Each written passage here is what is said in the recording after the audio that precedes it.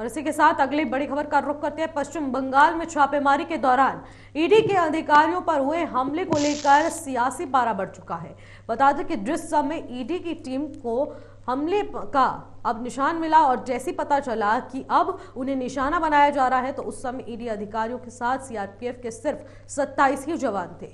हमले में 3 अधिकारियों को गंभीर चोटें आई हैं। ईडी अधिकारियों ने कहा है कि हमले के दौरान भीड़ ने उनके मोबाइल फोन, लैपटॉप, नकदी और वॉलेट भी छीन लिए। इस मामले में बंगाल पुलिस ने 3 एफआईआर दर्ज की है। इस घटना के बाद विपक्ष ने जहां एक ओर राज्य में राष्ट्रपति शासन लगाने की मांग की है, तो वहीं दूसरी ओर राज्यपाल सीवी आनंद बोस ने कहा है और संकेत दिए हैं कि वो सभी संवैधानिक विकल्पों पर विचार करेंगे और मामले पर उचित कार्रवाई की जाएगी। वहीं कांग्रेस नेता अधीर रंजन चौधरी ने राज्य में राष्ट्रपति शासन लगाने की मांग करते हुए कहा कि ईडी अधिकारियों पर हमला हो रहा है। राष्ट्रपति शासन लागू करने के लिए ये उपयुक्त केस है और पश्चिम बंगाल की कानून व्यवस्था की स्थिति खराब है। तो वहीं केंद्रीय मंत्री गिरिराज सिंह ने ममता बनर्जी की तुलना किम जोंग से की है। ईडी टीम पर हमले को लेकर पश्चिम बंगाल बीजेपी अध्यक्ष सुकांता मजूमदार ने कहा है कि इसमें रोहिंग्या का हाथ है और उन्होंने कहा कि बंगालियों के साथ ही यहां होने वाले ऐसी तमाम गतिविधियों में कई और भी इसमें संलिप्ति नजर आ रही है। तो वहीं ईडी हमले पर केंद्रीय गृह राज्य मंत्री निशित प्रामाणिक ने इसे राज्य के संघीय ढांचे पर हमला बताया है।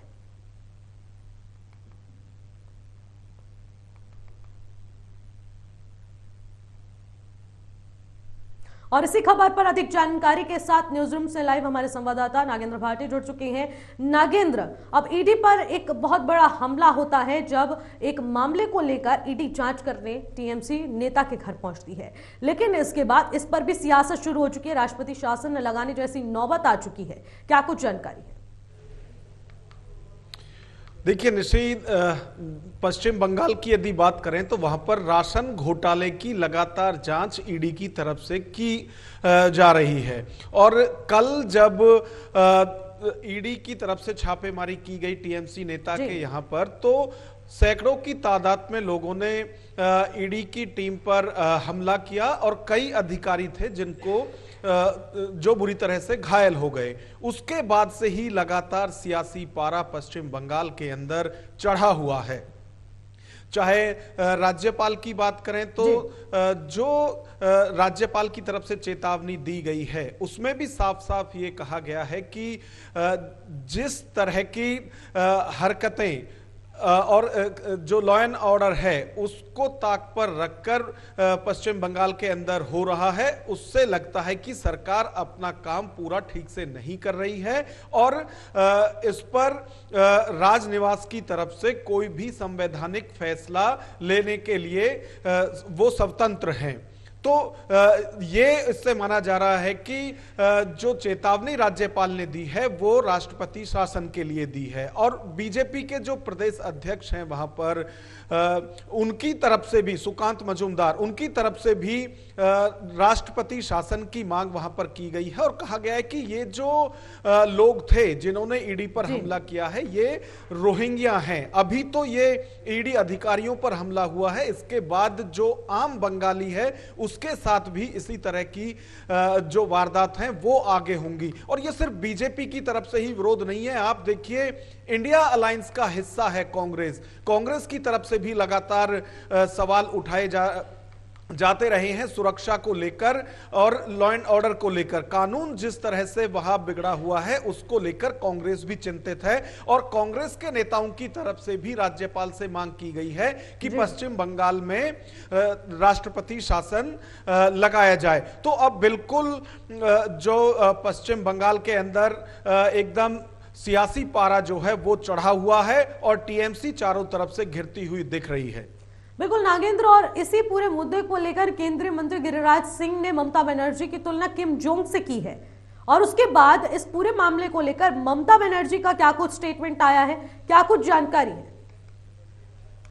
देखिए, जब से ये घटना हुई है कल सुबह से, उसके बाद से लगातार जो राजनीतिक दल हैं वो एक दूसरे पर कटाक्ष कर रहे हैं। हालांकि अभी ममता बनर्जी का कोई बयान नहीं आया है, लेकिन उनकी पार्टी के कई नेताओं ने कहा है कि जो अधिकारी आए थे वो बीजेपी के कहने पर ईडी की छापेमारी लगातार टीएमसी नेताओं के यहां पर हो रही है और उकसावे को देखते हुए ही जो वहां पर लोग थे उकसाने पर उन्होंने इस घटना को अंजाम दिया है। तो दोनों तरफ से जो तर्क वितर्क दिए जा रहे हैं, लेकिन जो सबसे बड़ी बात है वो ये है कि राज्यपाल ने खुद इसका संज्ञान लेते हुए चेतावनी जो वेस्ट बंगाल सरकार है उसको दी है।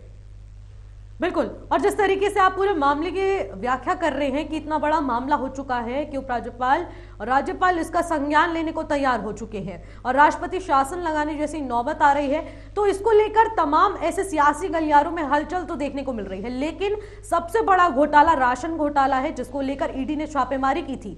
तो हाल फिलहाल किन तथ्यों के आधार पर यह छापेमारी की जा रही थी, क्योंकि ऐसा कांग्रेस आरोप लगा रही है, टीएमसी के कई कार्यकर्ता ऐसा आरोप लगा रहे हैं कि बीजेपी द्वारा ईडी भेजी गई थी। लेकिन किन तथ्यों के आधार पर अब बीजेपी लगातार हमलावर नजर आ रही है और ईडी ने छापेमारी की है, इसको लेकर क्या कुछ सबूत निकल कर आए हैं? क्योंकि गिरफ्तारी करने ईडी जब वहां पहुंचती है तो उसके बाद उन कार्यकर्ताओं द्वारा ईडी पर हमला कर दिया जाता है जिनको अब रोहिंग्या बताया जा रहा है। देखिए, ईडी की जो छापेमारी हुई है, पहली बार कांग्रेस उसका समर्थन करती हुई वेस्ट बंगाल के अंदर दिख रही है और जो हमला हुआ है ईडी के अधिकारियों पर उसका लगातार विरोध अधीर रंजन चौधरी की तरफ से वहां हो रहा है। अब जहां तक राशन घोटाले की बात है तो खाद्य आपूर्ति मंत्री पश्चिम बंगाल के उस वक्त थे ज्योति प्रिय मलिक और उनके ही ये दोनों करीबी हैं नेता जिनके यहां पर कल छापेमारी की गई थी, जिनमें जो शाहजहां शेख हैं उनके यहां पर जब छापेमारी हुई थी उसके बाद ईडी पर हमला हुआ था। वो अभी तक गिरफ्तार नहीं हुए हैं और ताजा खबरें आ रही हैं कि ईडी की तरफ से लुक आउट नोटिस जारी कर दिया गया है।